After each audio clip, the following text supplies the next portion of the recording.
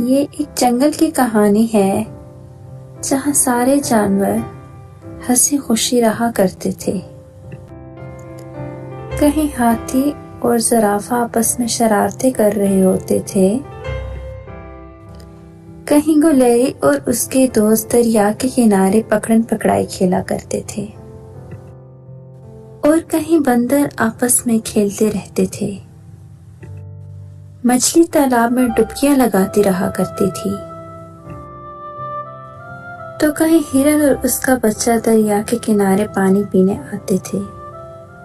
شتر مرغ صبح صبح چہل قدمی کر رہا ہوتا اور چڑیا اپنا دانہ چگنے جا رہی ہوتی تھی۔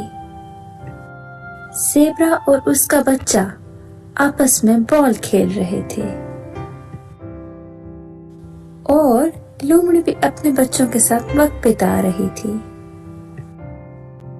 جنگل کا بادشاہ یعنی شیر اپنے گھر میں ٹھاٹ پھاٹ سے رہ رہا ہوتا ہے۔ بادشاہ ہونے کے ناطے شیر لوگوں کے مسئلے حل کراتا ہے۔ ایک بار ریچھ نے مور کے انڈے چرا لیے، جس پر دونوں کا جھگڑا ہو گیا اور پھر شیر نے ان کی صلح کرائی۔ اسی طرح ایک بار بیل اور باراسنگے میں لڑائی ہو گئی، اور لڑائی تھی کس چیز پر؟ دودھ پر۔ بیل نے کہا کہ باراسنگا میرا دودھ اٹھا کر لے گیا، جبکہ باراسنگا کہہ رہا تھا کہ نہیں، مجھے نہیں پتا۔ تو دونوں کی لڑائی میں شیر نے ان کی صلح کرائی۔ شیر کو جنگل کا سب سے طاقتور جانور سمجھا جاتا تھا۔ سارے لوگ اس پر ڈیپینڈنٹ تھے۔ وہ کہتے تھے کہ شیر ہی ہمارے سارے مسئلے حل کرے گا، اور ایسا ہی ہوتا۔ شیر نے اس چیز کا فائدہ اٹھاتے ہوئے سوچا کہ اگر میں برا بن جاؤں اور ان کے بچوں کو کھانا شروع کر دوں تو یہ میرا کیا کر لیں گے، یہ میرا کیا بگاڑ لیں گے۔ تو میں ایسا کرتا ہوں کہ اپنا پیٹ بھر کے گوشت کھاؤں گا، اور گوشت کس کا ہوگا؟ وہ گوشت ان کے بچوں کا ہوگا۔ اور اب شیر نے کہا کہ میں صحیح بادشاہی کروں گا۔ اب اس نے سوچا کہ رات کو کیوں نہ میں جا کر ہرن کے بچے کو اٹھا لوں۔ وہ رہتے بھی اکیلے ہیں، ان کا باپ بھی ان کے ساتھ نہیں رہتا، تو کیوں نہ میں اس کو جا کر کھا لوں۔ اب رات کو ہرن اور اس کا بچہ مزے سے سو رہے تھے۔ ان کو کیا خبر تھی کہ شیر آ کر ننھے ہرن کے بچے کو لے جائے گا۔ وہ دونوں خراٹے بھر کے سو رہے تھے۔ شیر چھپ کے آتا ہے اور آ کر ہرن کے بچے کو لے جاتا ہے۔ کیونکہ ہرن کا بچہ سو رہا ہوتا ہے، اس کو اندازہ نہیں ہوتا کہ مجھے کوئی اٹھا کر لایا ہے، اور اس کی ماں بھی بے خبر سوئی پڑی ہوتی ہے۔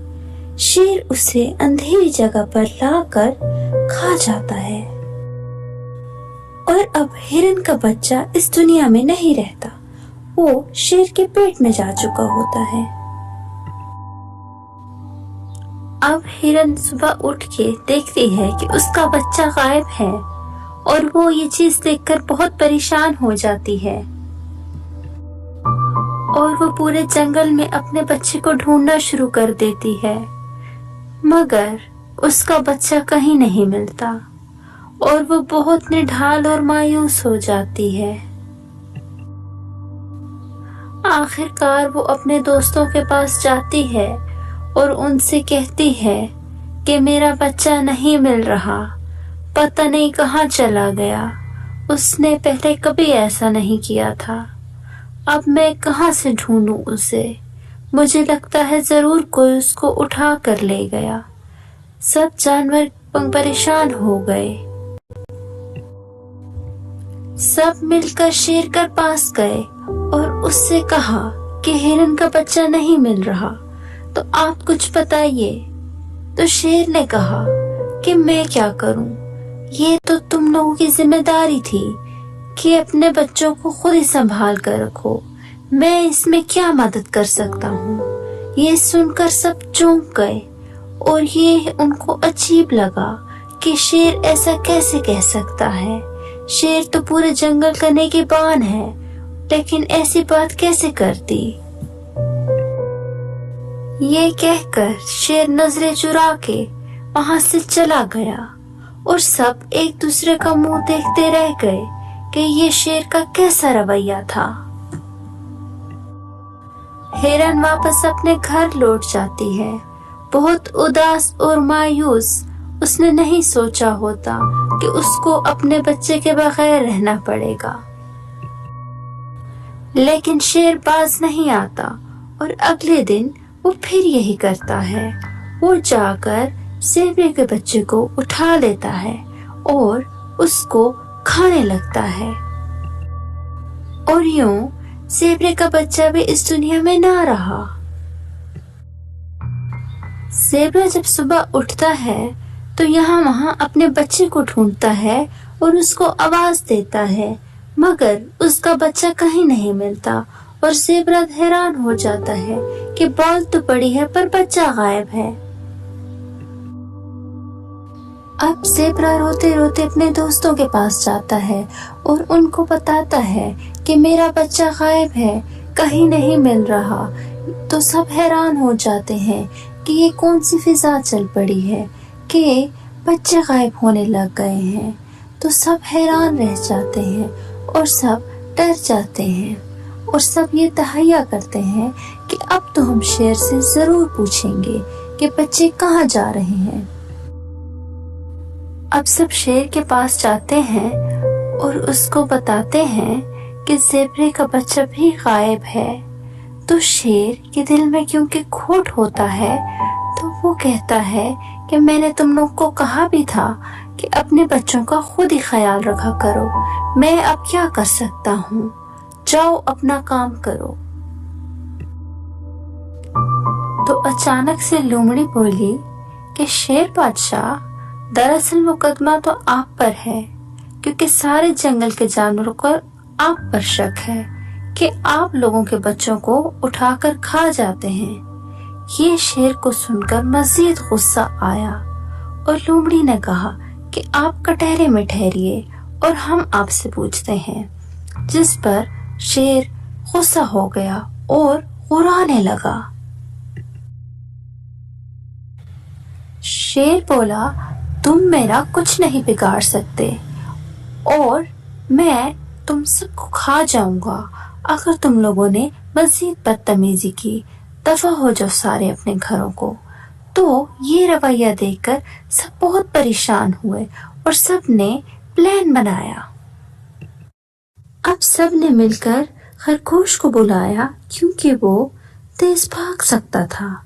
उसको बोला कि तुम ही हो जो हमारी मदद करोगे और शेर को फंसाओगे। खरगोश ने शेर से कहा कि सुना है तुम लोगों के बच्चे खा रहे हो आजकल, क्यों तुम इतने बुरे हो गए हो, ऐसे तो तुम नहीं थे।